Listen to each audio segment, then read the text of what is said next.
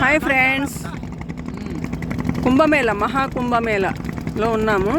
యమునా నదిలో బోట్లో వెళ్తున్నాము. చూసారా, యమునా నది మహాకుంభమేళ చాలా అద్భుతంగా మా బోటు ప్రయాణం సాగుతుంది.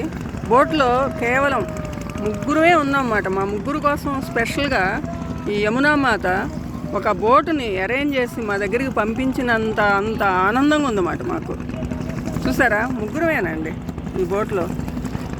15 మంది ఉన్న బోట్లో మేము కూడా ఉన్నాము. కానీ ఎందుకో వాళ్ళు మళ్ళీ మా ముగ్గురిని దిగమంటం జరిగిందన్నమాట. మేము ముగ్గురం దిగాము.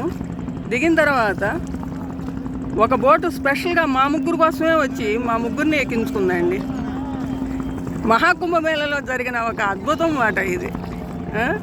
చూసారా, ఇదిగోండి ముగ్గురమే. ఇద్దరు నావికులు అంటే ఇద్దరు నడిపేవాళ్ళు, అంటే కలిపి పంచభూతాలుగా తయారయ్యి మేము ఆ త్రివేణి సంగమానికి వెళ్తున్నాం అన్నమాట.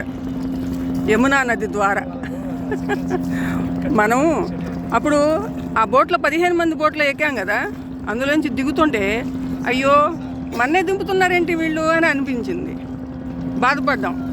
కానీ చూసారా, ఆ బాధ ఎంత గొప్ప సంతోషంగా మారిందో. మన ముగ్గురు కోసమే సపరేట్గా ఒక బోట్ రావడం జరిగింది. ఆ బోట్లో మేము ముగ్గురుమే ఎక్కడం జరిగింది.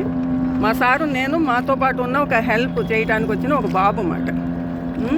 ఇదిగోండి ఆయన చూడండి, నావికుడు మాట. ఆయన నడిపే అతను. ఇగో అక్కడ ఒక ఆయన ఉన్నాడు నడిపే. కొంచెం తప్పుకో బాబు, నువ్వు కొంచెం ఇట్లా తప్పుకో. అగో ఆయన, ఇగో ఆయన ఒకరు నడుపుతున్నారు అన్నమాట, బోట్ నడుపుతున్నారు ఆయన. మొత్తం యమునా నది, యమునా మొత్తం టోటల్ యమునా నది. అద్భుతం అండి. మనం కావాలనుకున్నది మనకు దొరకలేదే అని అనుకుంటాము.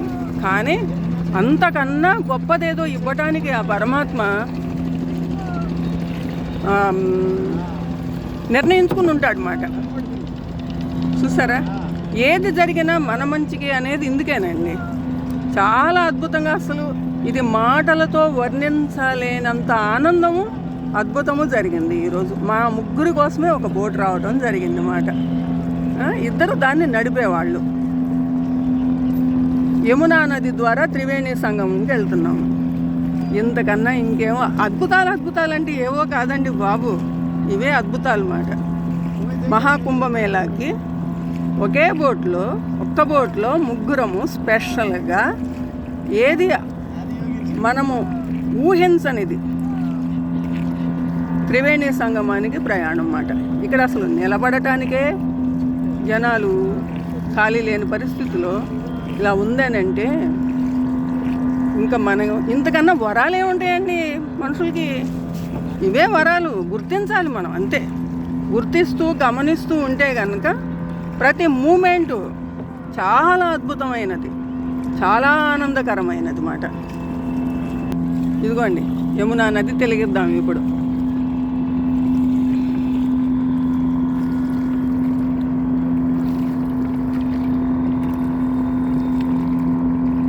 ఎక్కడన్నా చూడండి 4, 5, 10 మంది 15 మంది ఉన్నారన్నమాట.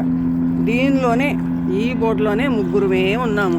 3 నదుల సంగమము కదా, అలాగే మా బోట్లో కూడా ముగ్గురుమే ఉన్నాము. పంచభూతాలు 5 కదా, అలాగే మా బోట్లో కూడా 5గురుమే ఉన్నాము. ఇంతకన్నా మనిషే కదండి మహాత్ముడు, ఇంకెవరున్నారండి? నడిపేవాళ్ళు ఎవరండి? మనం ఏదో సామాన్య మనుషులు అనుకుంటాం. కానీ ఇంత గొప్ప నదిలో, ఇంత డెప్త్లో వాళ్ళు అంత ధైర్యంగా రోజు ట్రావెల్ చేస్తున్నారంటే ధైర్యస్తులు వాళ్ళండి, మనం కాదు. మనం ప్రతి చిన్నదానికి భయపడిపోతాం. కానీ మహా అద్భుతమైన యమునా నదిలో ఇంత డెప్త్లో 50 అడుగుల డెప్త్ ఉన్న ఈ యమునా నదిలో ఈ మహాత్ములు మరి మన్ని త్రివేణి సంగమంకి చేస్తున్నారంటే వాళ్ళల్లోనే ఉన్నాడు పరమాత్మ. వాళ్ళల్లోనే పరమాత్మ ఉన్నాడు, ఎవరో కాదు. నాకు ఈయనే పరమాత్మ. ఇదిగో అక్కడ ఉన్నాడు, ఆయన నడుపుతున్నాడు, ఆయనే పరమాత్మ. ఏ పరమాత్మ ये दोनों परमात्मा हम लोगों को త్రివేణి సంగం లే जा रही. ఈ ఇద్దరు పరమాత్మలు మమ్మల్ని త్రివేణి సంగం దగ్గరికి తీసుకెళ్తున్నారు అన్నమాట. ఇది మనం అర్థం చేసుకుంటే ఆనందిస్తాము, అర్థం చేసుకోలేదనుకోండి వ్యర్థంగా విలపిస్తాము. ఇలాంటివి మనము కొంత మార్చుకుంటే మంచిది మాట. మనం ఎంతో మార్చుకోవాలి, గమనిస్తుండాలి, గుర్తిస్తుండాలి, ఓపిక పట్టాలి, సహనంతో ఉండాలి. ఓర్పుతో ఉంటే గనక అంతా శుభమే, అంతా అన్నీ వరాలే. శాపాలను కూడా వరాలుగా మార్చుకున్నవాడే పరమాత్మ. అందరికీ నమస్కారము. ఇది సప్తఋషి ధామం అండ్ సొల్యూషన్ నుంచి ఈ వీడియో మీకు షేర్ చేస్తున్నాను. ఇది యమునా నది త్రివేణి సంగం మహాకుంభమేళాలో ఉన్నాం మేము. నమస్తే.